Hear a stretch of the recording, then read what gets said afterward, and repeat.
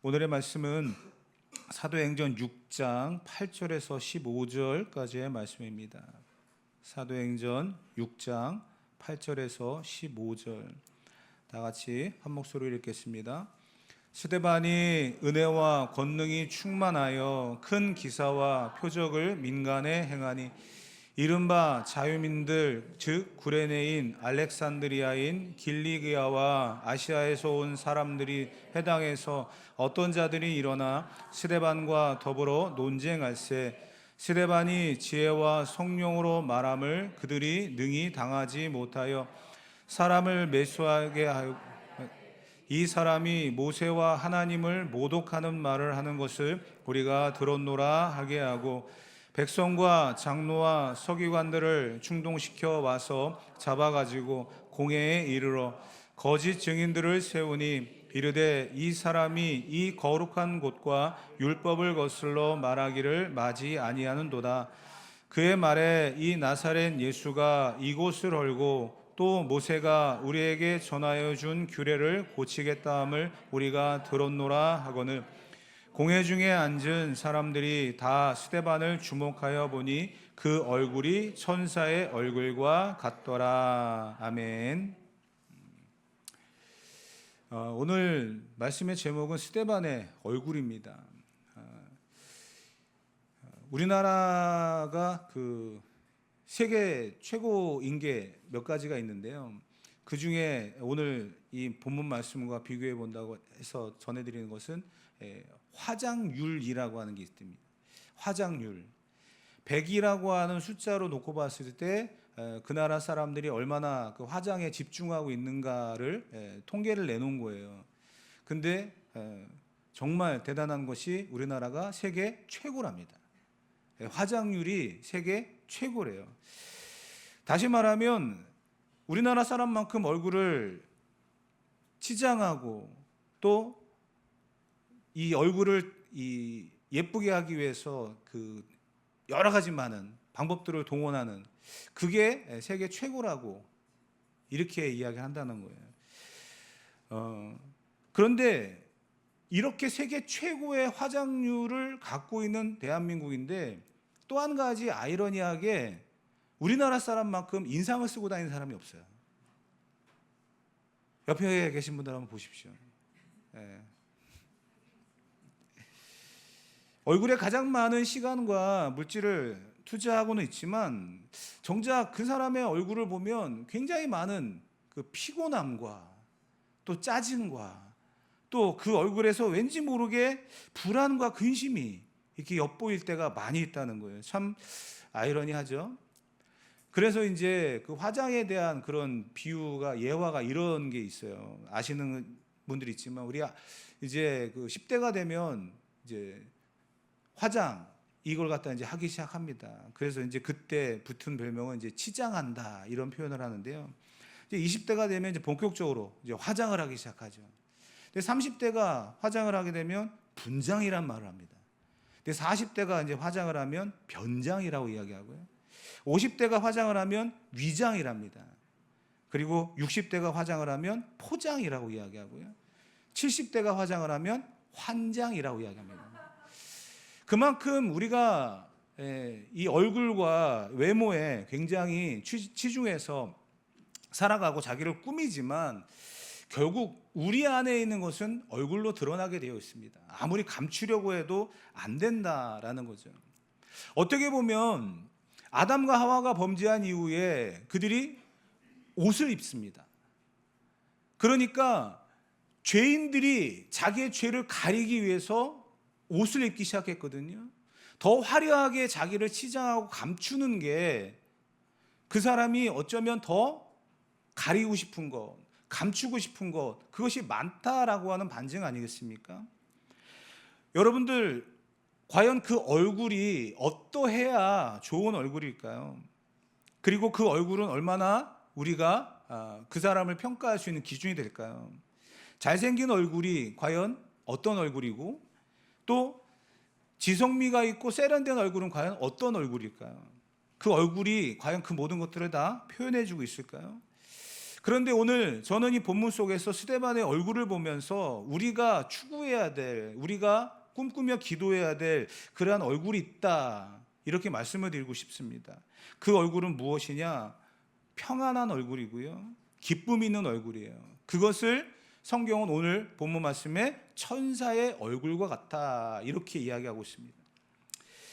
우리가 알고 있는 아브라함 링컨이 얼굴 책임론이라고 하는 말을 했습니다. 그 말에는 40대가 되어지면 자기 얼굴을 책임질 수 있는 사람이 돼야 된다, 이런 말을 했거든요. 40대가 되면 자기 얼굴을 책임진다라고 하는 것은 그 사람이 지금까지 살아왔던 흔적이 얼굴로부터 드러나게 되고 그 얼굴을 통해서 그 사람이 어떻게 살아왔는지를 알게 된다라는 그런 이야기입니다. 우리의 얼굴은 과연 어떠한가? 아침에도 여러분들의 얼굴을 이렇게 제가 몇 분 봤어요. 그랬더니 참 피곤해 보이는 그런 얼굴들이 참 많으시더라고요. 그러면서 이제 커피 한 잔을 들이시고 이렇게 앉아 계시는 분들도 꽤 계시는데, 참 우리들의 얼굴을 아침에 보면 아침부터 해맑고 기쁘고 웃음이 가득한 그런 얼굴을 보기는 참 힘들죠. 그러면 우리는 그런 사람들을 보고 좀 이상하다라는 표현을 쓸 겁니다. 그런데 오늘 우리는 일부러라도 이 말씀을 보면서 어떻게 우리가 스데반과 같은 그런 얼굴을 가지는 사람이 될 수 있을까?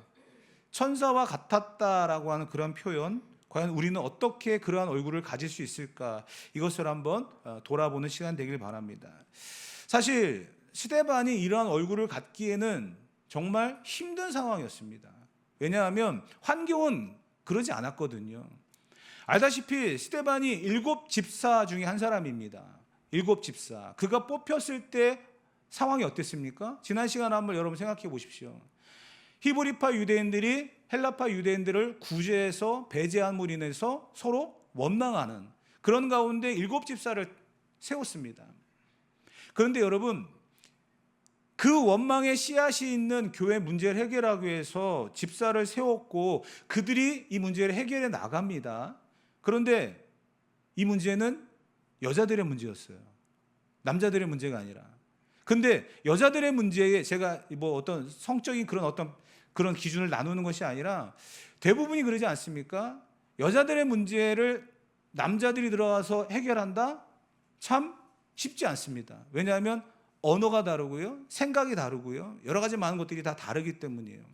그런 가운데 스데반이 그 일을 해결하고 또 그 일에 집중하면서 드러났던 표현이 뭐예요? 그 얼굴이 천사와 같았다.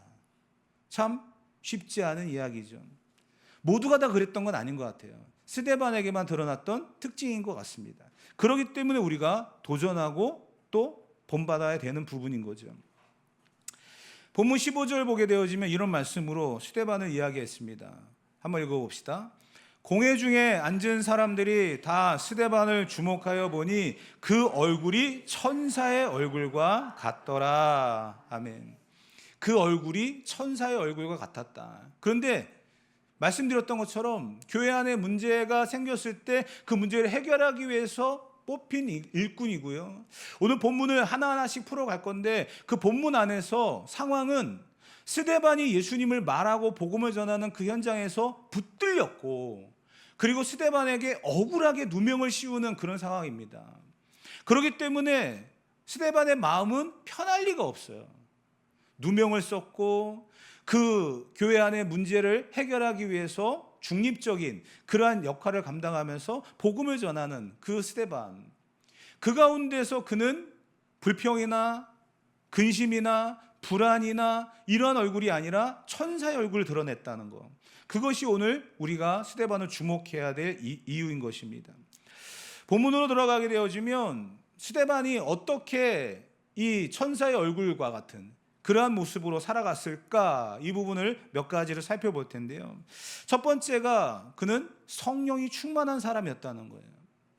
성령 충만함이 굉장히 중요합니다. 그리고 사도행전 교회의 가장 중요한 특징이죠.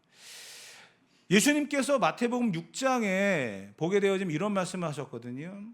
이 세상에 사람들은 두 종류의 사람이 있는데 염려하는 사람과 믿음으로 사는 사람이 있다라고 이야기합니다. 염려하는 사람의 특징이 무엇이었냐면 오늘 무엇을 먹을까, 무엇을 입을까 염려했다는 거예요. 결국 이 땅에서의 의식주의 문제가 전부 있기 때문에 그 문제가 해결되지 않고 나를 불안하게 함으로 인해서 그 사람은 염려하게 되어졌고 그것이 얼굴로 드러나는 삶을 살았다는 거예요. 결국 그 사람의 이마에는 근심, 불안, 염려라고 하는 글자가 쓰여 있었다는 거죠. 이 땅의 문제가 자기를 근심하게 하고 염려하게 하기 때문에 다른 사람들보다 적게 가진 것이 불안하고 많이 가져도 불안한 그러한 상태였다는 것입니다. 그런데 반대로 믿음으로 사는 사람들은 하나님께 모든 것을 맡기고 살아가는 그런 사람이에요. 그러한 사람들은 지금 내가 전세에 살고 있던 월세에 살고 있던 15평이든 50평이든 그 삶의 기준이 중요한 게 아닙니다. 내가 지금 흐트러지지 않고 오직 주님을 바라보는 믿음으로 살아가는가, 그 부분에 집중하고 살아간다는 것입니다. 그래서 믿음이라고 하는 것이 염려와 근심과 걱정을 눌러버리고 잊게 만드는 그런 힘이 된다라고 이야기를 하고 있습니다. 그러면서 오늘 이 믿음으로 사는 사람이 어떻게 성령 충만하게 천사의 얼굴을 가지며 살아갈 수 있는가를 스데반은 우리에게 이렇게 보여주고 있습니다. 사도행전 5장 32절에 이렇게 이야기했습니다. 다 같이 한번 읽어보도록 합시다. 우리는 이 일의 증인이요 하나님이 자기를 순종하신 사람들에게 주신 성령도 그러하니라. 아멘. 오직 믿음, 오직 복음을 위해서 살아가는, 순종하며 살아가는 이 스데반에게 주시는 하나님의 선물이 바로 성령이었다는 거예요. 그래서 이 스데반은 성령 충만한 삶을 살아갈 수 있었다는 것입니다. 초대교회의 지난 시간의 어려움이 작은 분쟁이었습니다. 그것이 원망이 되고 교회를 어렵게 만드는 원인이 되었습니다. 그것을 해결하기 위해서 사도들이 우선순위로 제안했던 게 뭐라고요? 오직 말씀과 기도. 스데반도 마찬가지입니다. 이 문제를 해결해 나가고 자기가 임명받은 그 직분에 충성하기 위해서 오직 말씀과 기도로, 지금 스데반이 지금 잡혀왔던 이 상황도 말씀을 전하면서 잡혀왔다는 거죠. 그렇게 증인된 삶, 순종하는 삶, 그렇게 살아가는 그 현장 속에 하나님께서 스데반에게 주신 것은 성령의 충만함이었다는 거예요. 그러기 때문에 그의 얼굴이 천사의 얼굴과 같았다라는 것입니다. 사랑하는 성도 여러분, 결국 우리는 무엇을 먹을까, 무엇을 입을까에 대한 문제에 염려함으로 우리의 얼굴이 드러나는 것이 아니라 오직 복음을 위하여 말씀과 기도로 살아가는 그 삶의 현장이 하나님 앞에 순종으로서, 충성으로서 드러날 때 주시는 그 성령의 충만함으로 살아가는 저와 여러분이 되어야 될 줄 믿습니다. 그것이 하나님이 우리에게 주신 축복이고 은혜라는 거예요. 우리에게 주어진 직분은 다시 말씀드리지만 명함이 아니에요. 내가 이러한 직분을 갖고 있습니다 라고 하는 그 명함이 아닙니다. 예전에 제가 알고 있는 전도사님이 이제 그 당시만 하더라도 전도사들이 이제 사례비가 많지 않으니까 투잡을 많이 했습니다. 근데 그분이 택시 운전을 하게 되어졌는데, 택시 운전을 하면서 이제 손님을 만나는데 그분이 자기가 이제 어느 교회 장로라고 하는 것을 그 명함에다 해가지고서 그 택시 운전기사한테 주면서 전도를 하더래요. 난 어느 교회 장로인데 당신도 예수 믿기를 원합니다. 명함을 주더래요. 그래서 자기가 전도사라는 이야기를 할까 말까 고민을 하다가 계속 이야기를 들었답니다. 그랬는데 그분이 전도를 하는데 내용을 들어보니까 전부 자랑만 있더래요. 자기 교회가 얼마나 크고, 그리고 그 큰 교회에서 자기는 몇 명 안 되는 그 장로에 세워진 한 사람이고 하면서 그런 이야기만 하더래요. 전도를 할 거면 예수님을 말하고 복음을 말하고 당신이 죄인이기 때문에 구원받아야 된다라고 하는 이 사실을 집중해야 되는데 자랑만 하다가 내려가시더래요. 여러분, 큰 교회 좋죠. 그리고 거기에서 맡은 직분 또 자랑할 만하죠. 그런데 분명히 알아야 될 것은 직분은 명함이 아닙니다. 직분은 사명이에요. 그렇기 때문에 우리는 이 사명 앞에 순종하는 자가 되어야 됩니다. 그럴 때 하나님이 우리에게 주시는 것이 바로 성령의 충만함이고요. 성령의 충만함으로 우리에게 드러나는 것이 바로 천사의 얼굴과 같은 그러한 모습임을 우린 잊어서는 안 될 줄 믿습니다. 사도 이 스데반이 성령이 충만했다라고 하는 것을 성경은 계속 기록하고 있거든요. 본문 8절 이렇게 시작을 했어요. 다 같이 한번 읽어봅시다. 스데반이 은혜와 권능이 충만하여 큰 기사와 표적을 민간에 행하니. 아멘. 10절도 한번 볼까요? 스데반이 지혜와 성령으로 말함을 그들이 능히 당하지 못하여. 얼마나 그가 성령이 충만했는지, 그가 말하는 것을 듣는 사람들이 변론을 하면서 이야기할 때 담당할 수가 없었다는 거예요. 사도행전 7장 55절에 보게 되어지면 스데반은 이렇게까지도 기록되어 있습니다. 다 같이 읽어봅시다. 스데반이 성령 충만하여 하늘을 우러러 주목하여 하나님의 영광과 및 예수께서 하나님 우편에 서신 것을 보고. 아멘. 성령이 충만했다. 그게 바로 스데반의 특징입니다. 성령 충만하니까 그의 얼굴이 천사와 같았다라는 거예요. 충만하다라고 하는 것은 흘러 넘친다라는 거거든요. 채우다 못해서 넘친다. 그것이 바로 충만하다라는 것인데, 여러분, 그 사람의 얼굴에서 이 충만함이 드러난다는 것은 참 대단한 축복입니다. 무조건 다 충만하다고 해서 좋은 건 아니죠. 성령이 충만한 사람이 있는가 하면 말씀드렸던 것처럼 이 세상의 것들을 쫓아 살아가는, 의식주에만 집중하며 살아가는 그러한 사람들, 자기의 정욕과 욕심 때문에 살아가는 그러한 사람들도 굉장히 많이 있습니다. 성적인 욕구 때문에 그 사람의 어떤 그 충족을 위해서 살아가는 음탕한 얼굴도 있고요. 야망과 죄물 때문에 욕심으로 가득한 그러한 야망적인 그런 얼굴도 있을 겁니다. 불평과 불만으로 가득 찬 그 얼굴도 분명히 있을 겁니다. 그렇기 때문에 우리는 분명히 성령이 충만하여져서 천사와 같은 얼굴이 되기 위하여 기도해야 됩니다. 하나님께서 우리에게 주시는 그러한 삶의 모습은 바로 여기에 있다라는 거예요. 신기루와 같은 이 세상의 것을 쫓아 살아가면 염려와 근심, 그렇게밖에 드러날 것이 없습니다. 그러나 오직 우리는 하나님의 주신 사명과 그 사명 앞에 순종하는 모습을 통해서 우리의 얼굴이 천사와 같은 그러한 축복을 누리게 될 것입니다. 그것이 바로 진정한 하늘의 축복이고, 그 축복은 평안함과 기쁨으로 드러나는 천사의 얼굴로 드러나게 될 것입니다. 우리의 사명에 집중할 때 주시는 이 은혜를 누릴 수 있는 저와 여러분 되어지기를 주님의 이름으로 축복합니다. 또한 두 번째로 살펴볼 것은 스데반이 어떻게 천사와 같은 얼굴을 가질 수 있었을까? 그것은 어떻게 보면 사명도 중요한 문제입니다. 그 사명에 순종하면서 주시는 성령의 충만함이 스데반의 얼굴이 천사와 같은 얼굴로 되어지는 그러한 중요한 비결이기도 하지만, 또 하나, 사도행전 7장에 스데반은 이제 이들 앞에 변론을 합니다. 아주 길고 긴 설교를 하거든요. 그리고 나서 스데반은 그들에 의해서 돌에 맞아 순교합니다. 신약성경 최초의 순교자가 되는데요. 그때 최후의 모습을 이렇게 기록을 하고 있어요. 사도행전 7장 59절 60절 다 같이 읽어봅시다. 그들이 돌로 스데반을 치니 스데반이 부르짖어 이르되 주 예수여 내 영혼을 받으시옵소서 하고 무릎을 꿇고 크게 불러 이르되 주여 이 죄를 그들에게 돌리지 마옵소서, 이 말을 하고 자니라. 아멘. 이 본문이 좀 익숙하지 않습니까? 예수님께서 십자가에 달려 돌아가실 때 주여 저들의 죄를 용서하여 주옵소서, 예수님의 그 십자가의 한 말씀과 비슷합니다. 스데반도 예수님을 닮아가기를 원했다는 거고요.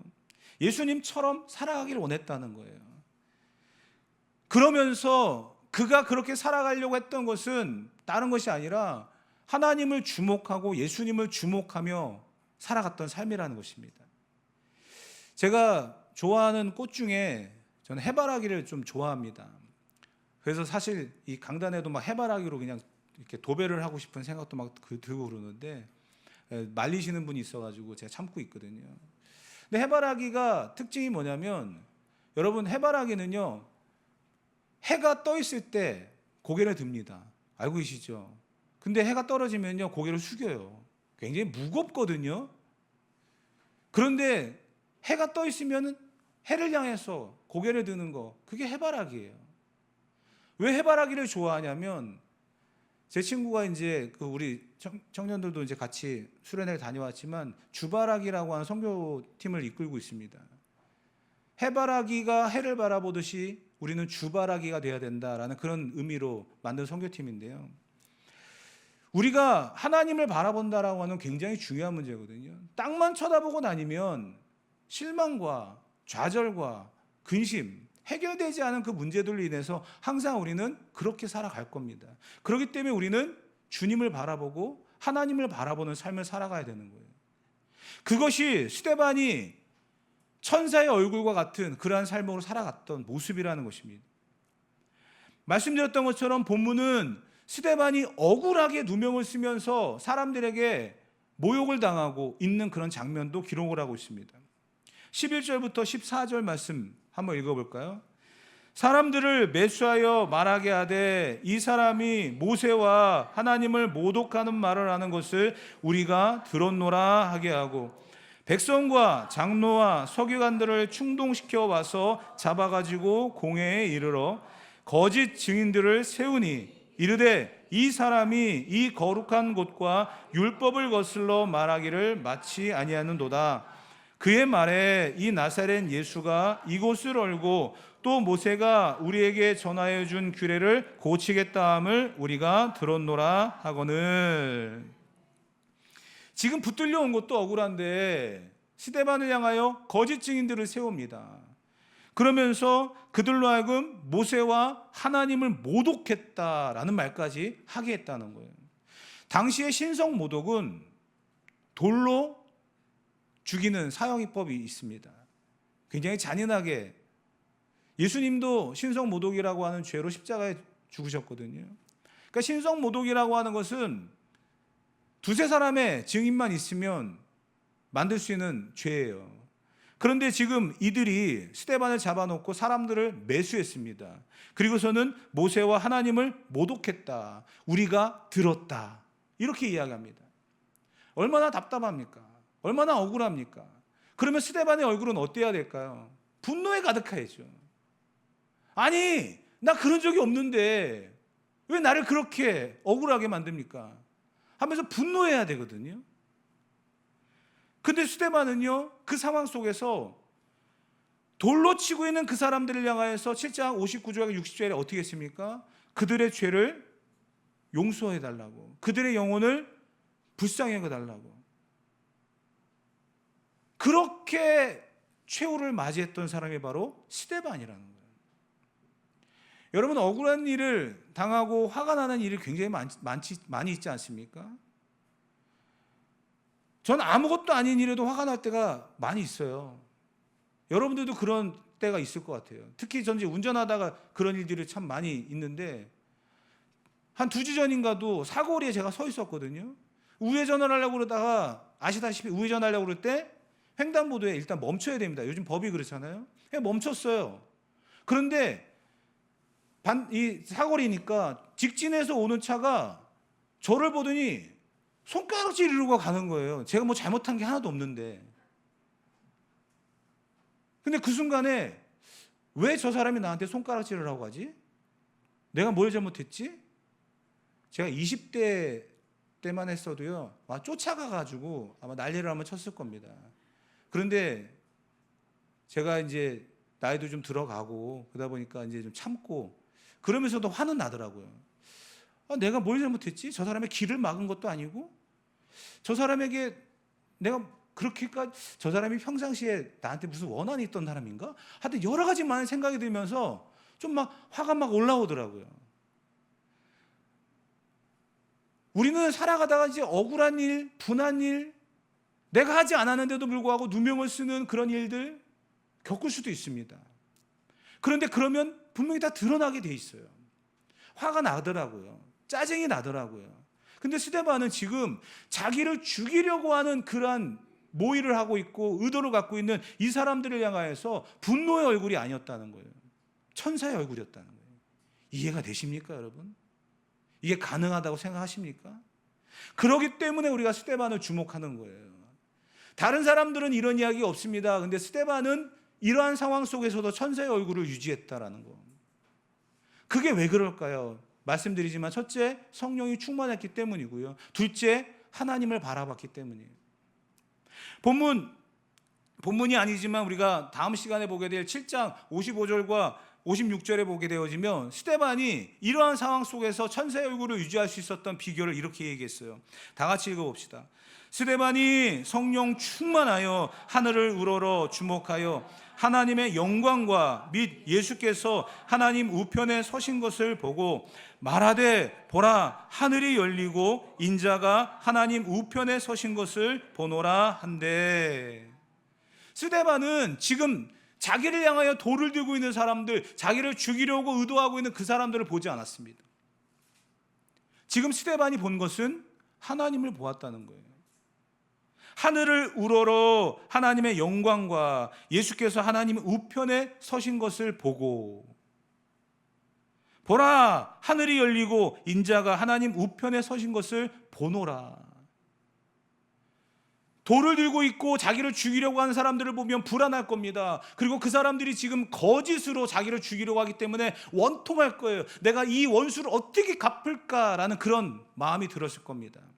근데 스데반은 지금 하나님을 보고 있다는 거예요. 그리고 보좌 우편에 계신 예수님을 보고 있다는 거예요. 진정한 주바락이죠. 그렇게 하나님을 바라볼 때 그의 얼굴에 평안함이 넘쳤고 그 얼굴을 사람들이 볼 때 천사의 얼굴과 같았다라고 표현을 하는 것입니다. 사랑하는 성도 여러분, 우리의 얼굴 과연 어떻게 성형을 하고 어떻게 바꿔야 될까요? 우리는 이 순간에 다시 한번 스데반이 성령이 충만하고 하나님을 바라봄으로 인하여서 천사의 얼굴과 같았다라고 하는데 집중하며 살아가야 될 것입니다. 돈이 많이 드는 일이 아닙니다. 내 노력이 많이 필요한 게 아닙니다. 우리가 오직 하나님을 바라볼 때에 주시는 하나님의 축복이며 선물입니다. 그 사실을 우리가 다시 한번 인지하고 살아가야 될 것입니다. 그런데요, 우리가 주님을 주목하고 살아간다고 해서 고난이 없어지는 건 아니에요. 죽음이 없어지는 건 아니에요. 우리가 주님을 주목하고 살아가도요, 죽음이라고 하는 것은 우리에게 다가오는 두려움이고요, 고난이라고 하는 것은 피할 수 없는 현실입니다. 그럼에도 불구하고 우리가 주님을 바라본다는 것, 이것이 중요하다는 거예요. 그럴 때에 죽음의 두려움도 이길 수 있고요, 삶의 여러 가지 많은 두려움과 그 억울함과 그 상황 속에서도 평안함을 유지할 수 있다는 거예요. 그게 바로 성도들의 삶이고 오늘 본문이 우리에게 주시는 그러한 말씀의 내용인 것입니다. 어떤 화가가 예수님의 모습을 그리고 싶어서 사람을 찾아다녔습니다. 정말 선하게 생기고 잘생기고 그런 한 인물을 찾았습니다. 그래서 자기가 원하는 예수님의 모습을 그 청년의 얼굴을 보며 그림을 그리기 시작합니다. 사람들은 그 모습을 보면서 정말 예수님이라면 이런 분이었을 것이다 라고 인정을 했습니다. 근데 어느 날 이 사람이 가룟 유다를 그리고 싶다라는 충동이 들었어요. 그래서 가룟 유다는 아시다시피 예수님을 팔아넘긴 사람입니다. 배신자라고 하는 그러한 이름이 이마에 쓰여 있을 정도로 그렇게 생긴 사람이면 좋겠다, 또 찾아다녔습니다. 근데 정말 그런 사람을 만난 거예요. 그래서 그 사람을 찾아놓고 가룟 유다가 이런 사람이었을 것이다 라고 하면서 그림을 그렸습니다. 사람들이 이야기하면서 정말 이 사람은 정말 가룟 유다 같아 라고 이야기했어요. 근데 오히려 그 인물, 그 사람이 이 화가에게 이런 질문을 하는 거예요.